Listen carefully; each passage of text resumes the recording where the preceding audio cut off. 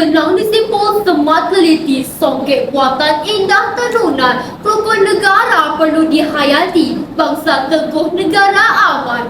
Bismillahirrahmanirrahim. Yang dihormati Tuan Pengerusi Majlis, barisan pendana hakim yang arif berpaksikan kebenaran pastinya, penjaga masa yang patuh pada putaran masa, seterusnya sidang dewan sekalian. Assalamualaikum warahmatullahi wabarakatuh. Rukun negara tunjang keutuhan negara bangsa. Demikian bunyinya tajuk pidato saya hari ini. Menurut Kamus Dewan edisi keempat, tunjang ditakrifkan sebagai akar yang lurus ke bawah untuk menguatkan pendirian pokok.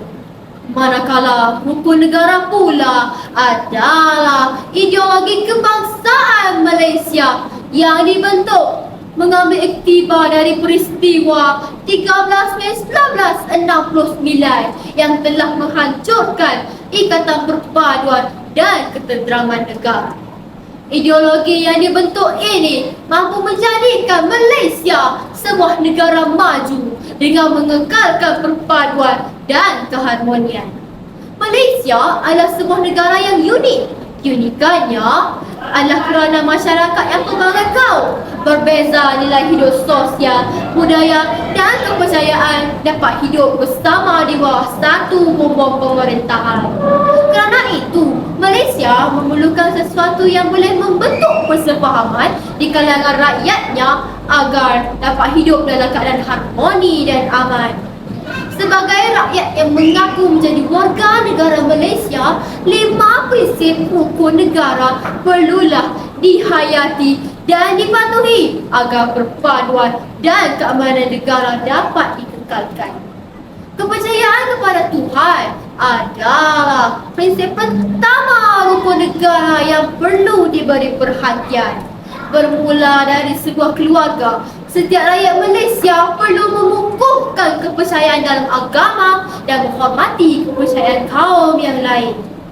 Jika diteliti dan dihayati, kita akan dapat melihat bahawa prinsip pertama ini hakikatnya tidak dapat dipisahkan dari kehidupan rakyat Malaysia. Sebagai contoh, pihak sekolah mengadakan solat hajat bagi murid yang akan menduduki peperiksaan. Kesediaan kepada raja dan negara menerusi demokrasi berparlimen dan raja berperlembagaan adalah sistem yang diamalkan di Malaysia. Merupakan prinsip kedua dalam rukun negara. Kedudukannya di Pertuan Agong sebagai ketua negara telah pun termaktub dalam perlembagaan. Manakala raja dan yang di-Pertuan Negeri pula merupakan ketua bagi sesebuah negeri. Kerana itu, setiap rakyat Malaysia perlulah menumpukan taat setia kepada raja dan negara. Benarlah kata pepatah, raja lambang perpaduan. Rakyat yang taat setia kepada pemimpin dan raja sudah pasti sayang akan negaranya. Dengan itu, mereka akan berusaha untuk memajukan negara. Merasa kasih dan bertanggungjawab menjaga dan mengawasi negara dari sebarang pencerobohan. Sebagaimana yang berlaku di Lahad Datuk Sabah yang mampu ditangkis hasil dari rasa kasih dan taat setia kepada pemimpin dan negara. Keluhuran perlembagaan pula adalah merupakan prinsip ketiga dalam rukun negara. Ia menekankan setiap individu perlu mematuhi dan mempertahankan keluhuran dan kemuliaan perlembagaan yang merupakan sumber perundangan tertinggi. Setiap individu yang mengaku menjadi warga negara perlulah menghormatinya. Warga Malaysia perlu patuh dan hormat pada perlembagaan negara kerana ia sebenarnya bertujuan menjaga hak-hak setiap rakyat Malaysia. Oleh demikian, setiap rakyat Malaysia perlulah mempunyai jati diri yang tinggi dan teguh kerana ia mampu memainkan peranannya masing-masing.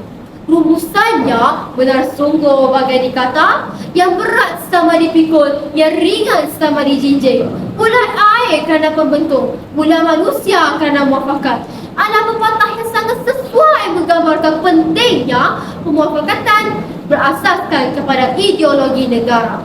Ia akhirnya dapat membentuk rakyat yang berkualiti, erat serta kukuh perpaduan negara sejahtera yang berakar umbikan rukun negara.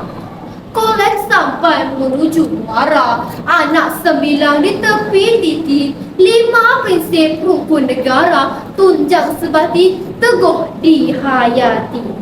Saya Nurul Adilia binti Muhammad Amir Sakiti mohon mengundur diri. Sekian wabillahi taufik wal hidayah. Wassalamualaikum warahmatullahi wabarakatuh.